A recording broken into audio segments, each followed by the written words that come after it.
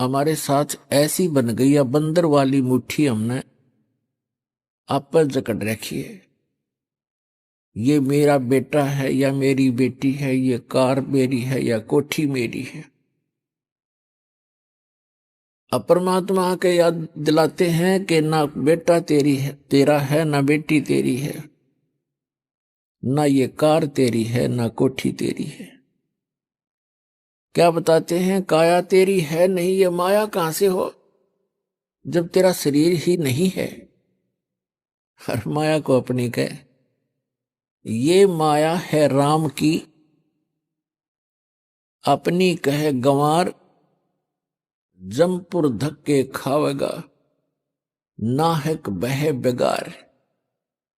फिर क्या बताते हैं, नंगा आया जगत में और नंगा ही तू जावे, और बीच में ख्वाबी ख्याल है ये मन माया भरमावे।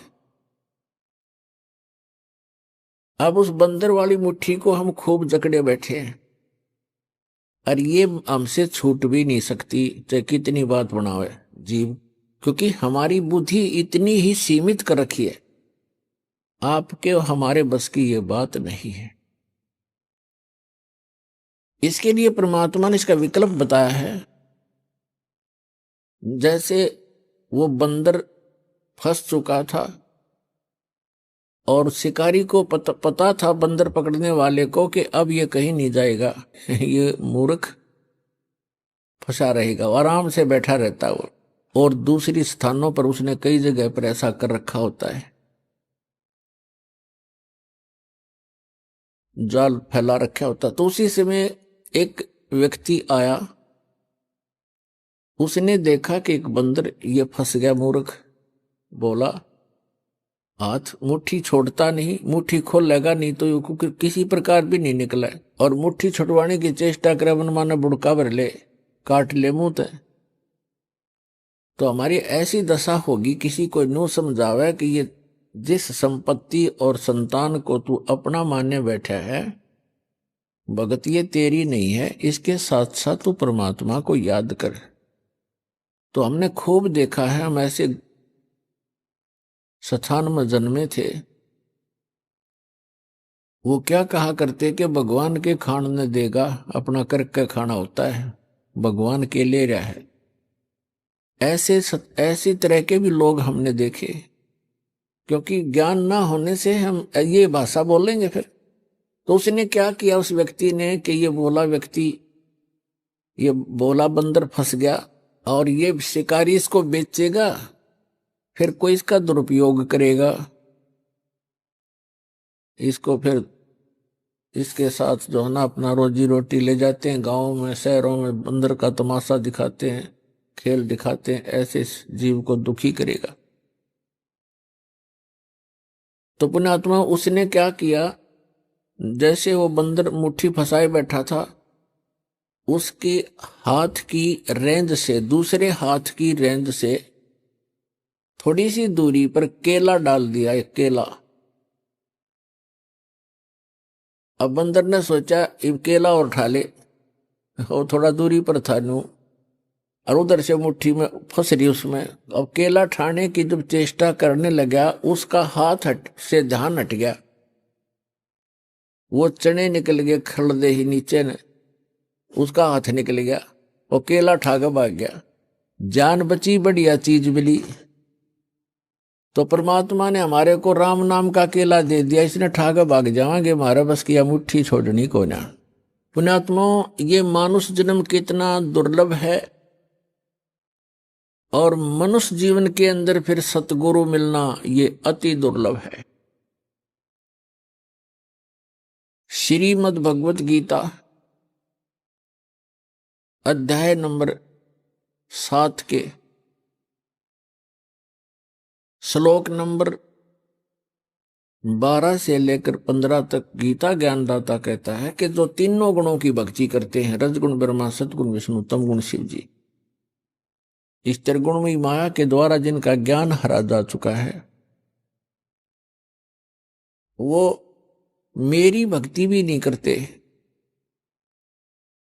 उनके बारे में कहा है कि राक्षस स्वभाव को धारण किए हुए मनुष्यों में नीच दूषित कर्म करने वाले मूर्ख मेरी साधना भी नहीं करते।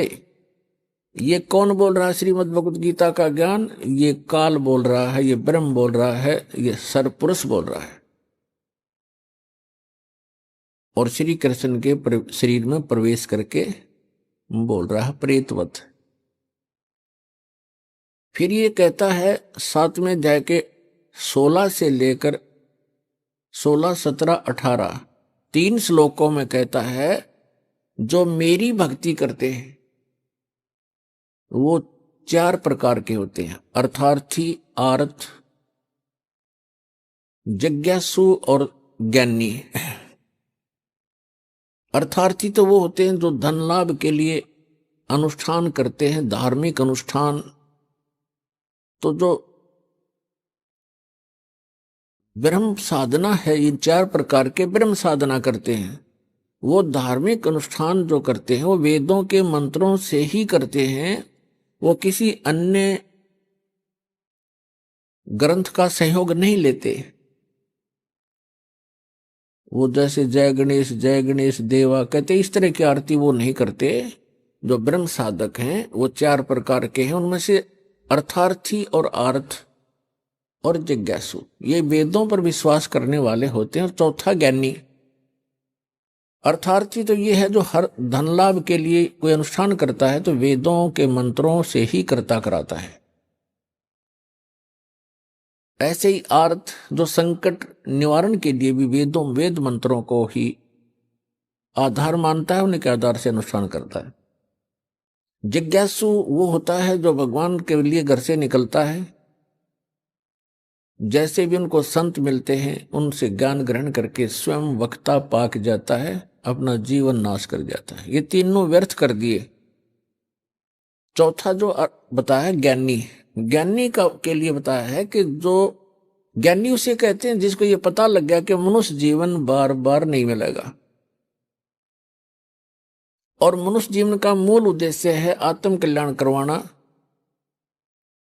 और मोक्ष प्राप्ति करना। और उनको ये भी ज्ञान हो जाता है कि मोक्ष प्राप्ति केवल समर्थ भगवान, उस कंप्लीट गॉड अल्लाहु अकबर की भक्ति करने से ही संभव है, अन्य देवताओं की पूजा से नहीं। तो गीता ज्ञानदाता कहता है कि वो ज्ञानी जो हैं वो मुझे अच्छे लगते हैं, उनको मैं अच्छा लगता हूं, प्रिय हैं, क्योंकि वो मेरी भक्ति करते हैं ब्रह्म की। वो अन्य देवता में आस्था नहीं रखते। लेकिन फिर 7वें अध्याय के 18वें श्लोक में कहा है ये ज्ञानी आत्मा जिन्होंने ये सोच लिया कि मनुष्य जीवन बार बार नहीं मिलता, मोक्ष हुआ तो सफलता है इस मनुष्य जीवन की, अन्यथा नहीं है। और उनको ये भी ज्ञान हो गया कि मनुष्य जीवन बार बार नहीं मिलता और मोक्ष के लिए केवल पूर्ण परमात्मा की भक्ति ही करनी होती है, अन्य की नहीं। तो इसमें क्या बताया है कि इन चौथी प्रकार के जो ज्ञानी हैं इनको चौथे अध्याय के 32 और 34 में वर्णित वो तत्वदर्शी संत ना मिलने से इन्होंने अपने आप वेदों का निष्कर्ष निकाल लिया। यजुर्वेद अध्याय नंबर 40 के मंत्र नंबर 15 में कहा है कि ओम कर्तु समर किलबे समर कर्तुम समर। ओम नाम का जाप काम करते करते सिमरण करो, विशेष कसक के साथ सिमरण करो और मनुष्य जीवन का मूल कर्तव्य जान के ओम का सिमरण करो। तो ये ओम नाम है ब्रह्म का और उन्होंने गलती से मान लिया उस पूर्ण ब्रह्म का, कंप्लीट गॉड का, परम अक्षर ब्रह्म का। अब कहते हैं गुरु बिन वेद पढ़े जो प्राणी, समझे न सारे रहे अज्ञानी। सतगुरु बिन काहू न पाया ज्ञाना, जो थोथा बुस छड़े मूड किसाना। सतगुरु बिन काहू न पाया ज्ञाना और जो थोथा बुस छड़े मूड किसाना। गुरु बिन वेद पढ़े जो प्राणी, समझे ना सार रहे अज्ञानी। अब ये जितने भी ऋषि महर्षि आज तक हुए हैं, ये कंप्लीटली अज्ञानी थे। इनको तत्वदर्शी संत वो गुरु नहीं मिले। जो यजुर्वेद अध्याय नंबर 40 के मंत्र नंबर 10 में कहा है, वेद ज्ञानदाता वही है जो गीता ज्ञानदाता ब्रह्म है, सरपुरुष है। उसमें लिखा हुआ है कि कुछ तो परमात्मा के विषय में कहते हैं वो संभवात, संभवात माने जन्म लेकर आने वाला। श्री राम, श्री कृष्ण या अन्य जो 8 या 24 अवतार बताए गए हैं, 9 या 10, 24 अवतार बताए गए, उनमें ऐसे आता है। और कुछ मानते हैं असंभवात वो जन्म नहीं लेता, उत्पन्न होता ही नहीं, अर्थात वो अजन्मा है, निराकार है, कुछ ऐसा बोलते हैं। उसके विषय में कहा है कि परमात्मा साकार है, निराकार है, या जन्म लेता है, नहीं लेता है, वो कैसा है उसकी जानकारी तत्वदर्शी संत धीराणाम लिखा उसमें, धीराणाम, जिनका ज्ञान स्थिर हो, तत्वदर्शी संत बताते हैं। उनसे सुनो। इनकी बुद्धि पर पत्थर पड़ गए कि वेद ज्ञानदाता तो कहता है कोई और है, तत्वदर्शी संत है जो इन वेदों से हटकर ज्ञान देगा। वो उनके समझ में आया नहीं। वेद ज्ञानदाता स्वयं कहता है यजुर्वेद अध्याय नंबर 40 के मंत्र नंबर 17 में कि वो परमात्मा तो गुप्त है, वो तो प्रोक्ष है, ऊपर रहता है, और मैं ब्रह्म हूं, मेरा ओम नाम है, और मैं खम ब्रह्म, अहम ओम खम ब्रह्म, मैं ब्रह्म, खम माने दिव्य आकाश रूपी ब्रह्मलोक में, वहां रहता हूं, मेरा ओम नाम है। तो पुण्यात्मा, इसलिए परमेश्वर ने कहा अपने सुख संवेद में, भाई गुरु बिन काहू न पाया ज्ञाना, जो थोथा भुस छड़े मूड किसाना, गुरु बिन वेद पढ़े जो प्राणी, समझे न सार रहे अज्ञानी। तो ये सभी अज्ञानी थे आज तक के जितने ऋषि महर्षि मंडलेश्वर, केवल उन महापुरुषों को छोड़कर जिनको परमात्मा प्राप्त हुआ, और परमात्मा उनके प्रयत्न से प्राप्त नहीं हुआ, वो अपने विधान अनुसार स्वयं ही आता है। जैसे ऋग्वेद मंडल नंबर 9 सूक्त 86 के मंत्र 26 और 27 में, ऋग्वेद मंडल नंबर 9 सूक्त 82 मंत्र 1, 2, 3 में, ऋग्वेद मंडल नंबर 9 सूक्त 54 के मंत्र 3 में, ऋग्वेद मंडल नंबर 9 सूक्त 20 मंत्र 1 में, ऋग्वेद मंडल नंबर 9 सूक्त 96 मंत्र 16 से लेकर 20 में, ऋग्वेद मंडल नंबर 9 सूक्त 94 94 के मंत्र 1 में, ऋग्वेद मंडल नंबर 9 सूक्त 95 के मंत्र नंबर 2 में, ऋग्वेद मंडल नंबर 9 सूक्त 1 मंत्र 8 और 9 में, और भी अनेकों स्थानों पर है। परमात्मा की महिमा लिखी है कि वो कबीर देव परमात्मा, वो परम अक्षर ब्रह्म है, सर्व उत्पादक है, सब आत्माओं का सर्जन करने वाला भी वही है, और पूरे ब्रह्मांडों का, सभी ब्रह्मांडों का सर्जनहार वही है। और वो ऊपर के लोक में रहता है, ऊपर के लोकों में रहता है, सबसे ऊपर के लोक में रहता है, वहां से गति करके आता, अच्छी आत्माओं को मिलता है, उनको उपदेश देता, तत्व ज्ञान सुनाता है, और वो कवियों की तरह आचरण करता है, और अपने मुख कमल से ऊंचे स्वर में बोल बोल के ये तत्व ज्ञान की अमर वाणी लोकोक्तियों के माध्यम से, कविताओं के माध्यम से, शब्दावलियों के माध्यम से बोल बोल कर सुनाता है। वो कवियों की तरह आचरण करता है, और एक प्रसिद्ध कवि की भी उपाधि प्राप्त करता है। लोग कविताओं से बोलने के कारण, कविताओं के माध्यम से, दोहों शब्दावलियों के माध्यम से तत्व ज्ञान प्रचार करने के कारण वो एक कवि, प्रसिद्ध कवियों में से भी एक कवि कहलाता है। लेकिन वो होता है परमात्मा। तो पुण्यात्माओं, इस विधान अनुसार वो परमात्मा अच्छी आत्माओं को मिले, उनको अपने से परिचित कराया, सचखंड लेकर गए सतलोक में, जहां भगवान रहता, जहां हम रहा करते थे, और फिर वहां से वापस छोड़ा।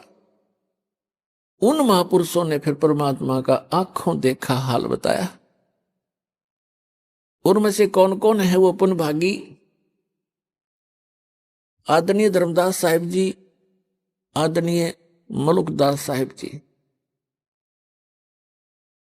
आदरणीय नानक साहिब जी जो सिख धर्म के प्रवर्तक हैं, आदरणीय दादू साहिब जी, आदरणीय गरीबदास साहिब जी, गांव छुड़ानी, जिला झज्जर, हरियाणा वाले,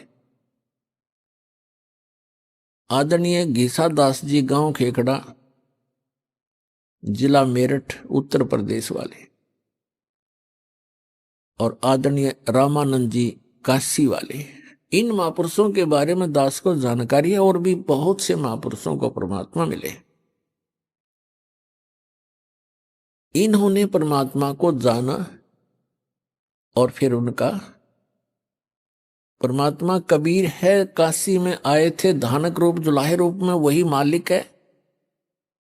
इस नाम, ये एफिडेविट दिए उन्होंने अपनी अमृतवाणी में। आदरणीय गरीबदास साहिब जी ने कहा है, हम सुल्तानी नानक तारे दादू को उपदेश दिया, जात जुलाहा भेद न पाया, वो काशी महे कबीर हुआ। गरीबदास जी ने निष्कर्ष निकाल कर दे दिया कि मैं इंक्लूडिंग मी, गरीबदास जी कहते हैं, हम सुल्तानी अब्राहिम सुल्तान अधम नाम के एक मुसलमान राजा थे। हम सुल्तानी नानक तारे और दादू को उपदेश दिया, वो जात जुलाहा भेद नहीं पाया, काशी माए कबीर हुआ। अनंत कोट ब्रह्मांड का एक रति नहीं भार, और सतगुरु पुरुष कबीर हैं, वो कुल के सिरजनहार। पुण्यात्मा, परमात्मा की कथा को, ये सत्यनारायण कथा है। अभी तक हम श्री विष्णु जी की कथा को सत्यनारायण कथा कहा करते थे, अपनी भूल से। सत्यनारायण का अर्थ है अविनाशी भगवान की कथा, उसकी जानकारी, उसकी महिमा के, उसके गुणगान। श्री विष्णु जी सत्यनारायण नहीं है, ये अविनाशी परमात्मा नहीं है। श्रीमद देवी भागवत के तीसरे स्कंद में 123 पृष्ठ पर गीता प्रेस गोरखपुर से प्रकाशित सचित्र मोटा टाइप, केवल हिंदी में, विष्णु जी स्वयं स्वीकार करते हैं कि मैं, ब्रह्मा और शंकर, हम तीनों अविनाशी नहीं है, हम नित्य नहीं है। हमारा तो आविर्भाव अर्थात जन्म, और तिरोभाव माने मृत्यु, हमारा तो जन्म और मृत्यु होता है। तो पुण्यात्मा, आप ये सत्यनारायण कथा सुन रहे हो, विश्व में एक सत्यनारायण कथा आपको इस सतलोक आश्रम के अतिरिक्त कहीं नहीं मिलेगी। सत्यनारायण की कथा सत्संग कहलाता है, यानी सच्चे भगवान की कथा, उसका कंप्लीट स्पिरिचुअल नॉलेज, इसको सत्संग कहते हैं। और ये विश्व में किसी के पास नहीं है। तो सौभाग्य आपका जो परमात्मा के कितने प्यारी आत्मा हो आप, जिनके लिए युगों से भटक रहे हैं वो परमपिता। कहते हैं, गोता मारूं स्वर्ग में जा बैठूं पाताल, और गरीबदास ढूंढता फिरूं अपने हीरे मोती लाल। गरीबदास जी को परमात्मा मिले और उनको बताया, बच्चा मैं तो अपने हीरे मोती लालों को खोजता फिर रहा हूं। एक बार भी जो परमात्मा की शरण में आ गए किसी भी युग में, तो पुण्यात्माओं, उन आत्माओं को परमात्मा पार करके छोड़ देगा, समय चाहे कितना ही लग जाओ।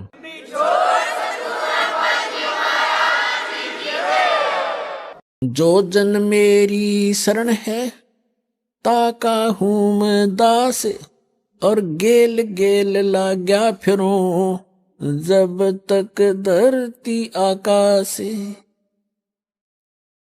कहते एक बार जो मेरी शरण में आ गया और मेरे परम संत से नाम लेकर के भक्ति प्रारंभ कर दी, फिर वो चाहे विचलित भी हो गया, काम तो बढ़ गया उसका, क्योंकि जन्म घने और हो जाएंगे, फिर बाद में ब्रह्माटी घनी हो जाएगी, लेकिन वो समर्थ जुबान का पक्का है, उसका कानून कभी डगमग नहीं होता, उसका नियम अटल है, वो अपने नियम अनुसार फिर भी हमारे पीछे पीछे भटकता ही रहता है।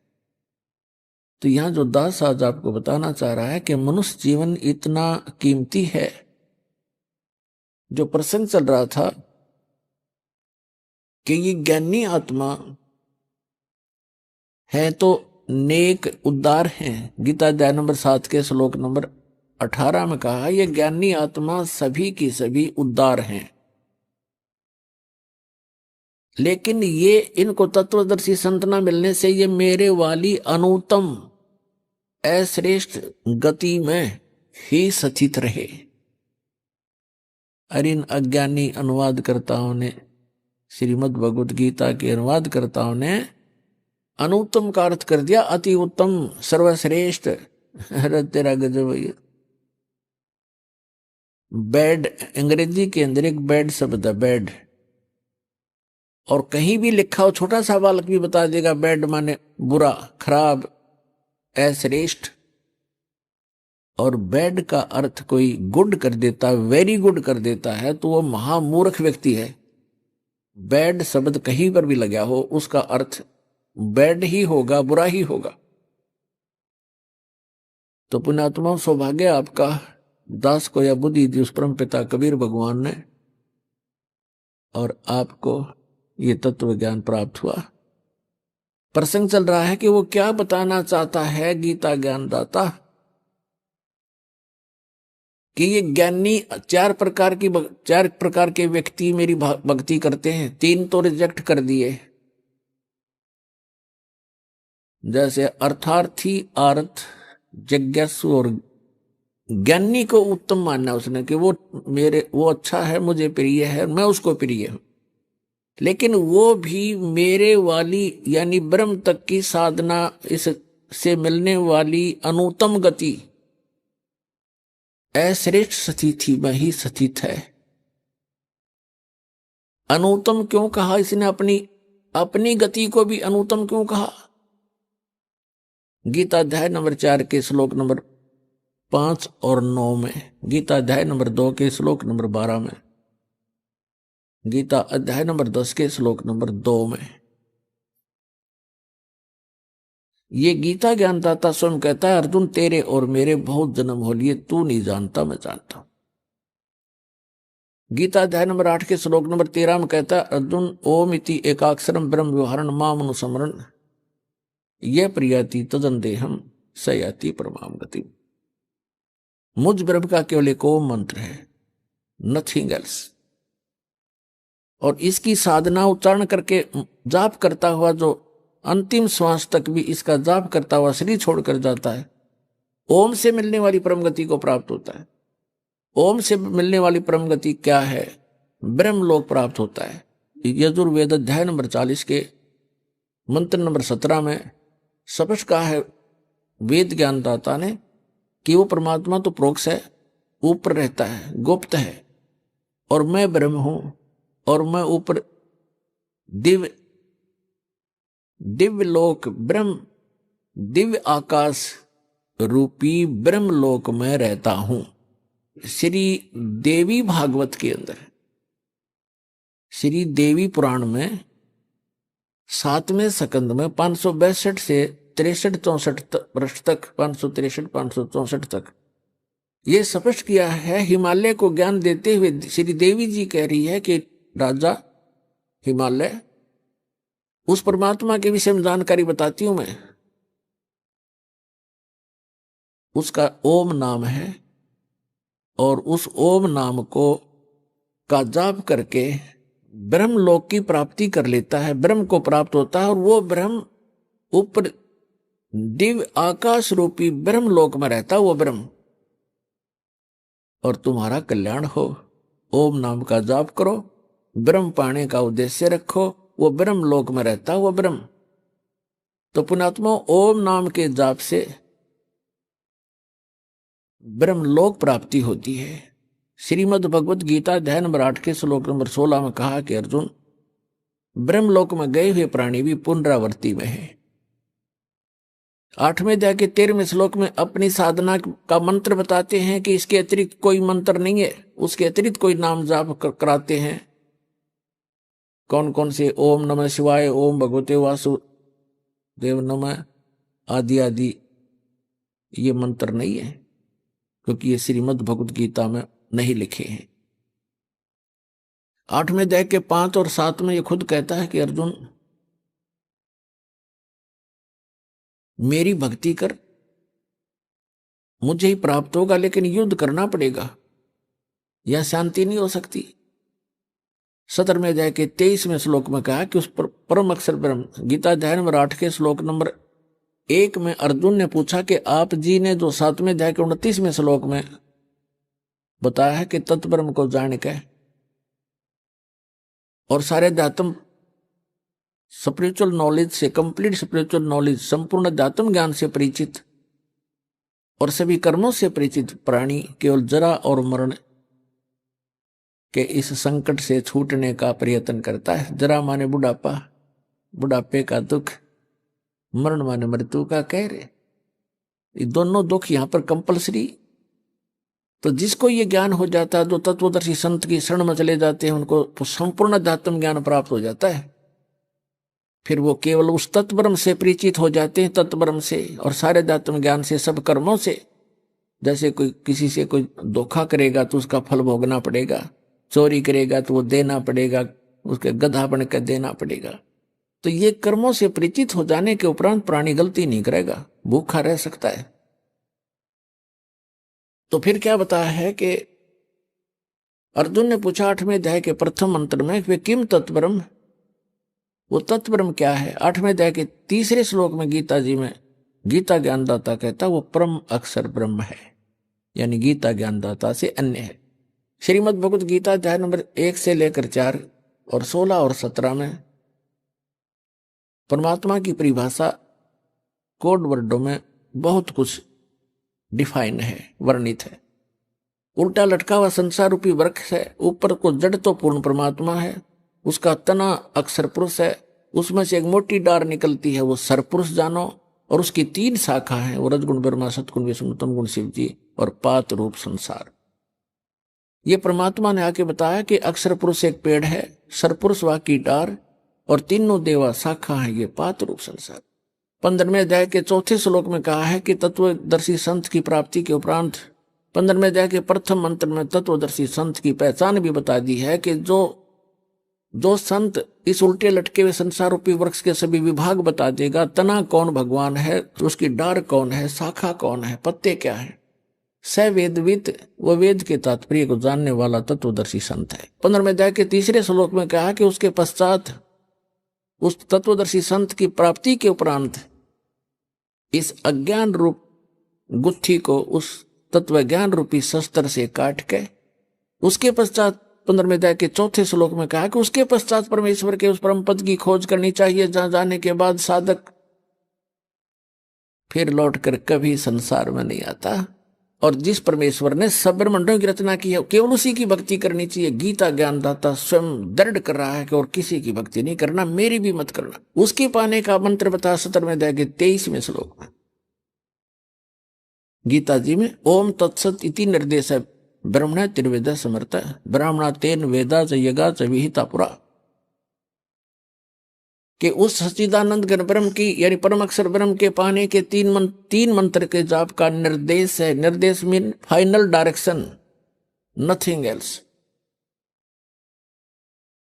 18वें अध्याय के 62वें श्लोक में कहा कि अर्जुन तू सर्वभाव से उस परमेश्वर की शरण में जा, उसकी कृपा से तू परम शांति को और सनातन परम धाम को प्राप्त होगा, शाश्वत स्थान को प्राप्त होगा, जहां जाने के बाद फिर कभी मृत्यु नहीं होती। श्रीमद् भगवद गीता अध्याय नंबर 8 के श्लोक नंबर 5 और 7 में तो अपनी साधना बताता है कि मेरी भक्ति कर मुझे प्राप्त होगा, युद्ध करना पड़ेगा, और युद्ध करना है वहां शांति नहीं। फिर गीता अध्याय नंबर 8 के श्लोक नंबर 8, 9, 10 में स्पष्ट कर दिया है कि जो उसकी भक्ति करता है, उस परम अक्षर ब्रह्म की भक्ति करता है, तत्वदर्शी संत की शरण में जाकर उसको प्राप्त होता है। अंत समय में भक्ति के बल से, इस भक्ति की कमाई से, फिर 18वें अध्याय के 66वें श्लोक में निर्णायक ज्ञान दे दिया है। उसमें कह दिया कि सर्वधर्मान परित्यज माम एकम शरणं व्रज अहम तवा सर्व पापे भयमोक्षामि मा शुच। गीता ज्ञानदाता कहता है कि यदि तूने उस परमेश्वर की शरण में जाना है, जाने के बाद फिर लौट कर नहीं आना है, शाश्वत स्थान को प्राप्त करना है, तो मेरे सत्र की जितनी पूजाएं हैं वो मुझे छोड़ दे। ओम नाम का जाप, ये 500 यज्ञ हम इस काल के सत्र की करते हैं, ताकि इसका ऋण देकर इसके यहाँ का, क्योंकि हम इसके होटल में रह रहे हैं, इसका कर्जा हम पर चढ़ रहा है। पहले हम क्या गलती करते रहे, ऋषि बनकर ओम नाम का जाप करते, यज्ञ करते कराते हम ब्रह्मलोक में चले जाते। वहां इसका होटल है, वहां 25% चार्ज लेता, हमारे से सुविधा सारी दे देता, नाचने गाने सारे गंदे कर्म जो कहीं पृथ्वी पर ना उपलब्ध हो वहां होते हैं, और उसको ये स्वर्ग कहा करते, महास्वर्ग। हम अपनी पूंजी को वहां नाश करके और फिर पाप भी भोगते, और फिर 84 लाख योनियों भोगते, और यही धक्के खाते रहे। अब हम इस पूंजी को नष्ट नहीं करेंगे, अपनी जो भक्ति करें, हम इसको दे देंगे ब्रह्म को। इस श्वास के सतनाम में दो अक्षर का मंत्र है, एक ओम है, एक तत्, और सार नाम के अंदर फिर ये तीनों इकट्ठे हो जाते हैं। तो हम जो ओम नाम के जाप की कमाई इसको दे देंगे, ये ब्रह्म की है। ये स्वयं भी कहता 18वें अध्याय के 66वें श्लोक में, सर्वधर्मान परित्यज माम एकम शरणं व्रज। मेरे सत्र के सभी पूजाएं, जो मेरे सत्र की भक्ति है, वो धन मुझे दे दे, नू का नू, फिर मैं तुझे सब पापों से मुक्त कर दूंगा, और फिर तू उसकी शरण में जा, मुझे कोई ऑब्जेक्शन नहीं। अब जैसे हमने किसी का कर्ज ले रखा हो, और वो कहेगा वे तुझे जब छोड़ूंगा जो मेरा कर्ज दे देगा, तो हम इसका कर्ज दे देंगे, छोड़ेगा, छोड़ना पड़ेगा इसको। तो स्वयं भी अपना वायदा करता है। तो इसके सत्र की जो भक्ति है, हम त्रिकुटी पर जाकर परमात्मा आपके साथ होगा इस दास के रूप में, और आपके सारे अकाउंट कराएगा।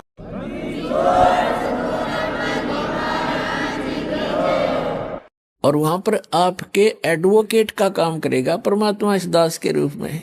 और ये सारे मंत्र बोल बोल सुनाओगा वहां जाकर धर्मराज के दरबार में कि लो जी, आपके विधान में है सर्वधर्मान परित्यज माम एकम शरणं व्रज, उसके सत्र की ये पूंजी पकड़ो। फिर वो बोलते नहीं, उनको विवश होकर के वह पूंजी जमा करनी पड़ती है, क्योंकि लीगल एडवाइजर साथ होता है, वो होता है भगवान खुद ही, और उनको मालूम हो जाता है। तो इस प्रकार पुण्यात्माओं, किसी भी ऑफिस में आप जाते हो और आपका एडवोकेट साथ हो, तो वो आधे वैसे डिप्रेस हो जाते हैं कि जानकार आदमी है, वो अटपट करोगे तो तुम्हारी फिर बात बिगड़ जाएगी। तो इसलिए गुरु की आवश्यकता आपको अंतिम श्वास तक पड़ेगी। और गुरु पूरा गुरु हो, उस परमात्मा से परिचित हो, उसका कृपा पात्र हो, तो वो दास है इस पृथ्वी पर आज के दिन। और ये अपना डगमग ना होना। तो प्रसंग चल रहा था, वहीं आते हैं फिर 8वें अध्याय के 8, 9, 10 में कहा कि उस भक्ति के बल से तू उस परमात्मा की शरण में, जो उसकी भक्ति करता उसके पास चला जाएगा। और 8वें अध्याय के 5 और 7 में कहा कि मेरी भक्ति करेगा तो मुझे प्राप्त होगा, इसमें कोई शंका नहीं। अपने आत्मा जो प्रसंग चल रहा था, हम फिर आते हैं 7वें अध्याय के 18वें श्लोक में गीता जी में। इसमें इसने बताया कि मेरी साधना जो करते हैं वो भी अनुत्तम घटिया गति में सचित हैं। कैसे हैं? जैसे एक चुनक नाम के ऋषि थे, वो ज्ञानी आत्मा थे, घर त्याग दिया, बाल बच्चे त्याग दिए और वेदों को पढ़ा, यही मार खा गए, इनको गुरु नहीं मिले। और परमात्मा आए जैसे कबीर परमात्मा थे और सिंपल भाषा बोला करते, और ये संस्कृत के ज्ञाता थे, मात्राओं मोड़ जे रहे। कबीर साहब ने तो शुद्ध उच्चारण भी नहीं आता, कबीर साहब संस्कृत नहीं जानते। रस भाषा का काम तो अपने विचारों को दूसरे तक पहुंचाने का है, चाहे वो मात्रा गलत भी हो और चाहे उच्चारण गलत भी हो। समझ जाता आदमी, जब बुद्धिमान होगा संकेत समझ लेते। उसके उनके पास पावर थी। जैसे एक हरियाणा के मुख्यमंत्री अंगूठा छाप थे, और वो किसी गांव में गए, गांव वाले कहने लगे कि मुख्यमंत्री जी हमारे यहाँ सड़क नहीं है, हमारे गांव में ये डिग्गी पानी का वाटर सप्लाई बिना कहनी आओ थी उन्होंने, डिग्गी को नहीं पानी की। तो वहां सारे के सारे विभाग खड़े थे, चीफ इंजीनियर तक, डीसी और कमिश्नर तक। उसने कतीक ना शुद्ध हिंदी जाना था ना अंग्रेजी बोल से जानता था मुख्यमंत्री। उसने कहा रे उरे ना, ओ डीसी क्या नाम है तेरा रे, चीफ इंजीनियर के कहने, उरे ना ऐसे कर, यहां से लेकर अठैत लेकर बठैता ही इनकी सड़क बना दे। उन्हें इंग्लिश भी बना ली उसकी, अठैत बठै की, हर नक्शा भी तैयार कर लिया। तीसरे दिन काम शुरू हो गया। तो पुण्यात्माओं तो ये बकवास करते हैं ना, रामपाल ने संस्कृत नहीं आती, फलाना नहीं आता, ये तो वही हैं नकली। दास के पास वर्ड पावर है उस परमात्मा की दी हुई।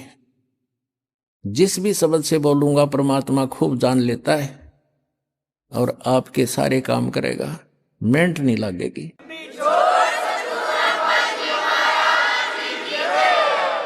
तो इनके वो शनुक नाम का एक ऋषि था, उसका यह बात समझ में ना आई, क्योंकि उनको गुरु नहीं मिला। और गुरु मिले, कहते चारों युग में मेरे संत पुकारे, और को के कहा हम हेल रे, हीरे माणिक मोती बरसे, ये जग चुगता ढेल रे। परमात्मा कहते हैं हम चारों युग में आका आवाज लगाई, जगह जगह खड़े होकर चौराहों पर, और कहते हैं हम तत्व ज्ञान रूपी और सत भक्ति सतमंत्र रूपी लालों की वर्षा कर रहे हैं। लेकिन ये भोली आत्मा लालों को ठोकर मार के और कौड़ी इकट्ठी करने में, कंकर पत्थर इकट्ठे करने में लगे हुए हैं, जो इनको कोई मूल्य नहीं देंगे। कहते हैं पर भी लेन जात है दुनिया, हमरा ज्ञान किने ना सुनिया। ये जाते हैं वो तालाब में नहाने के लिए, पर भी लेने के लिए, हाय हाय। और वहां उस हमने देखे, ये एक जींद के पास में पिंडारा गांव है, पिंडारा, और उसमें एक जोड़ है, तालाब, और उसमें नहाने जाते हैं कल्याण के लिए। उसको पिंडारा तीर्थ कहते हैं। वहां देखा हमने ऐसा जल उसका गर्मियों में, उसमें गधा भी ना बढ़े। अरे ये श्रद्धालु उसमें लौटे, थोड़ा सा पानी लेके न्यू न्यू करें, वो पानी घना था नहीं, सारे नु ला के कल्याण हो जाएगा। क्योंकि मोक्ष के लिए भटक रही है आत्मा, शुद्ध जाने थे, और वो भगवान आने बताने आए थे। चारों युग में आए मालिक। कहते हैं सतयुग में सत सुकृत कह टेरा, त्रेता नाम मुनिंदर मेरा, द्वापर में करुणा में कलाया, और कलयुग नाम कबीर धराया। चारों युग में हम आए। सतयुग में सत सुकृत नाम था परम पिता का, त्रेता में मुनिंदर ऋषि नाम से आए और समझाने की चेष्टा की, लेकिन इन संस्कृत के ज्ञाताओं ने मात्राओं में उलझे हुए हैं। इन अज्ञानियों ने उस लाल को पहचाना नहीं। और कहते हैं द्वापर में हम करुणा में नाम से आए थे, एक बाल्मीक के को मिले थे, ऐसे ही जैसे कलयुग में एक धानक को, जुलाहे को मिले थे कमल के फूल पर। ऐसी लीला करते हैं प्रत्येक युग में परमात्मा। और कलयुग में कबीर नाम से आए थे। तो ये क्या बताते हैं परमात्मा, कि हम चारों युग में आते हैं, और ये मात्रा की व्याकरण की भक्ति करने वाले ये भगवान को पहचान नहीं पाते। तो क्या बताते हैं, परमात्मा ने बताया है कि हम चारों युगों में आते हैं लेकिन ये पहचान नहीं पाते। तो उस चुनक ऋषि ने अपने आप निष्कर्ष जैसा भी सुना था ब्रह्मा से या किसी अन्य ऋषि गुरु से, ये फाइनल मान लिया कि ओम नाम है पूर्ण ब्रह्म का, कंप्लीट गॉड का। और उसके साथ साथ एक समय जब ब्रह्मा जी कमल के फूल पर इस काल ने धोखे से बैठा दिए, उससे पहले का उसका जीवन ब्रह्मा जी को कुछ नहीं मालूम है, कैसे जन्म हुआ, कहां से आ गया। कमल के फूल के ऊपर वो बैठा पाया, तब उसने सोचा सब पानी ही जल है, अब यहां मैं कैसे उत्पन्न हो गया। तो आकाशवाणी कर दी इस काल भगवान सरपुरुष ने, इनके पिता ने क्या कहा कि तप करो तप करो। 1000 वर्ष तक ब्रह्मा जी ने तप किया, फिर कहा सृष्टि करो। अब उनकी बैटरी चार्ज कर दी सिद्धियों से, तब से सिद्धियां आती हैं, और सिद्धियों से यहाँ के जंतर मंत्र इसी को, इन्हीं खिलौनों से खेल कर प्रसन्न है। उसमें सिद्धियां आ गई तप करने से, और उसको फिर ये ब्रह्मा की पदवी दे दी, जिसके अंदर ऐसा गुण भर रखा था। इन सिद्धियों से और स्पीड से घूमते चलते हैं वो गुण की रेज, ऐसी टेक्निक है इसकी, आध्यात्मिक टेक्निक। तो कहने का भाव ये है कि ब्रह्मा जी ने गलती से उस आकाशवाणी को भी पूर्ण परमात्मा का आदेश मान लिया, और वो ही सभी ढंढोरा पीट दिया अपने वंशजों को, इन ब्राह्मणों को या ऋषियों को। तो फिर क्या हुआ कि पूरे के पूरे ऋषियों में एक ये लोक वेद बन गया कि भगवान की आकाशवाणी है तप करो। और वेदों में कहीं तप नहीं लिखा, ना गीता में। जो तप करते हैं उनको तो दुष्ट लिखा है 17वें अध्याय के 5 और 6 7 मंत्र में गीता जी में, कि जो शास्त्र विधि को त्याग कर जो मनमाना घोर तप को तपते हैं, वो दुष्ट लोग मुझे भी दुखी करते हैं, और जितने भी कमलों के अंदर बैठे हुए जो देव हैं उनको भी दुख देने वाले होते हैं, उनको राक्षस समझना। लेकिन यह जी इनका काम करी नहीं, इन्होंने तप वहां से ले लिया, ओम नाम का जाप यजुर्वेद अध्याय नंबर 40 के मंत्र नंबर 15 से सेलेक्ट कर लिया। कहीं की ईंट और कहीं का रोड़ा। अब टुणक ऋषि ने साधना शुरू की, जैसे ये करते ही रहे हैं।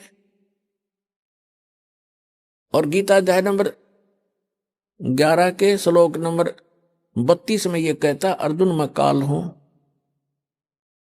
और सबको नष्ट करने के लिए प्रवृत्त हुआ हूं।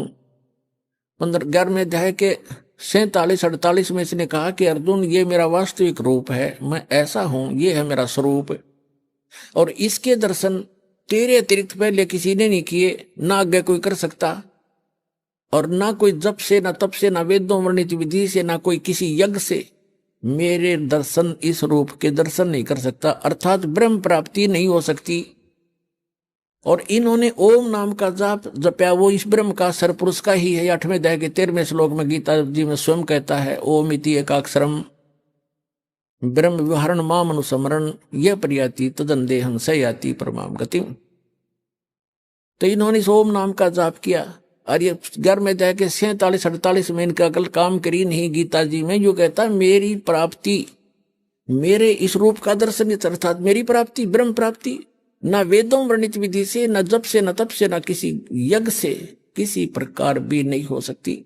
तो जिस कारण से इन्होंने हठ योग भी किए, ओम नाम के जाप भी किए, समाधिस्थ भी हुए।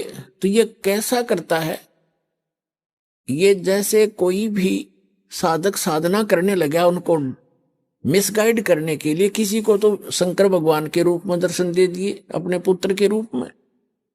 तो उस ऋषि ने मान लिया कि ये जो शंकर भगवान है ये काल का पुत्र है, तमोगुण, ये ताम इनके पास रहता है ऋषियों के। तो उन्होंने मान लिया ये है भाई परमात्मा। मैंने समाधि ला कर खूब देख लिया, समाधि दशा में मुझे इसके दर्शन हुए। और वो दिखा था काल, उसने कस प्रतिज्ञा कर रखी है कि मैं अपने वास्तविक रूप में कभी किसी को दर्शन नहीं दूंगा। गीता अध्याय नंबर 7 के श्लोक नंबर 24-25 में स्पष्ट कर रहा है कि ये मूर्ख जन समुदाय मुझ अव्यक्ति को, अव्यक्तम को व्यक्तिम आपनम मनन्ते अबुधा। मैं अव्यक्त रहता हूं, अपनी योग माया से छुपा रहता हूं, कभी किसी के समक्ष नहीं आता। ये मेरा अटल घटिया नियम है, अविनाशी नियम है। और ये मूर्ख मुझे कृष्ण मान रहे होंगे व्यक्ति। अब श्री कृष्ण तो सामने खड़ा था, वो कैसे कहता मैं छुपा रहता हूं। इसी सिद्ध है, उसमें वो काल बोल रहा था। तो उसने तो ये ऐसी लीला करता है, तो इसने प्रतिज्ञा कर रखी है, ये मेरी अटल प्रतिज्ञा है, इसलिए ये किसी को विष्णु के रूप में दर्शन दे देता समाधि दशा में। वो विष्णु जी को फाइनल गॉड मान कर उसकी महिमा बना दी अपनी आत्मा। अब जैसे प्रतिमाएं बनाई गई हैं, ये ऋषियों ने समाधि लगाई, और समाधि में जिसको भी जिस रूप में दर्शन मिले उसने उसी मिट्टी की मूर्ति उसी बना दी। आगे चल के ये मूर्ति एक परंपरा बन गई। तो इन्होंने ब्रह्मा विष्णु महेश की मूर्तियां बनाई, इन्हीं के दर्शन हुए इनको, किसी को ब्रह्मा के रूप में दर्शन दे दिए। इस प्रकार ये सबको विचलित करके रखता है। तो कहने का भाव ये है, इन ऋषियों ने परमात्मा के दर्शन नहीं हुए, फिर भी ये घुमा फिरा कर ये कहते हैं कि वेदों में परमात्मा तो निराकार लिखा है, ये जो दिखाई देता है ये परमात्मा नहीं हो सकता। एक तरफ श्री विष्णु जी को कंप्लीट गॉड भी मानते हैं, फिर बुद्धि विचलित होने से कोई इनको कहता है कि नहीं भगवान तो दिखाई थोड़ा ही देता, वो तो निराकार है, प्रकाश ही प्रकाश है, सहस्रार कमल में जाकर देखो वो तो प्रकाश ही प्रकाश दिखाई देता है, 1000 ज्योतियां दिखती है। तो फिर ये वहां डगमग हो गए सचमुच। तो इनको ये निष्कर्ष निकाल ही नहीं सके, क्योंकि इनकी साधना व्यर्थ थी, इनकम्प्लीट स्पिरिचुअल नॉलेज था।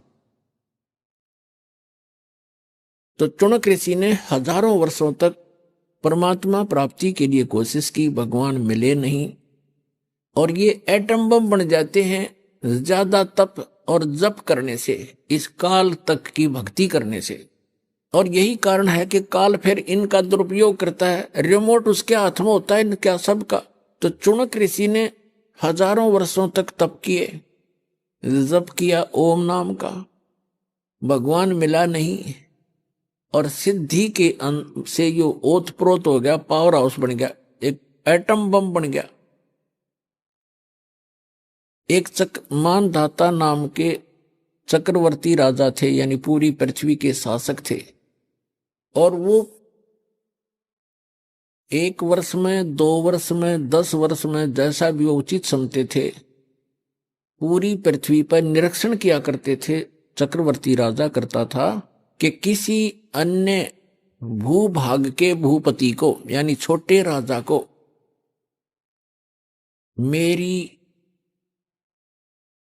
मेरी पराधीनता अस्वीकार तो नहीं होगी है।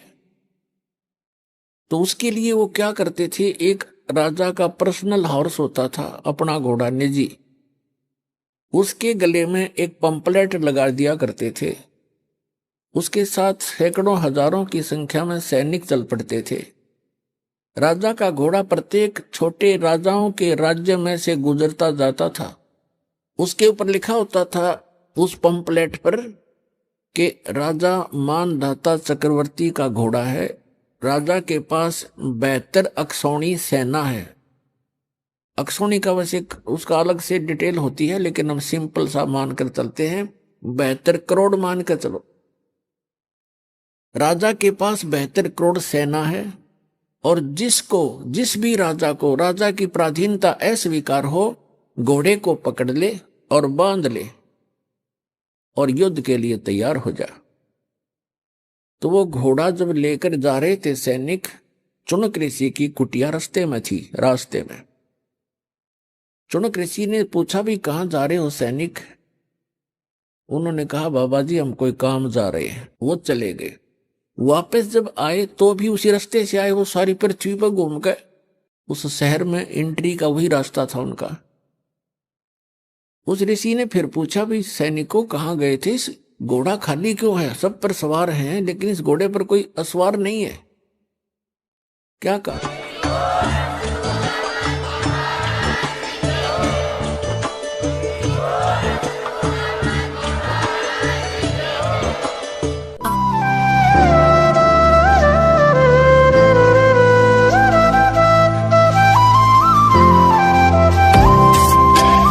सत सही।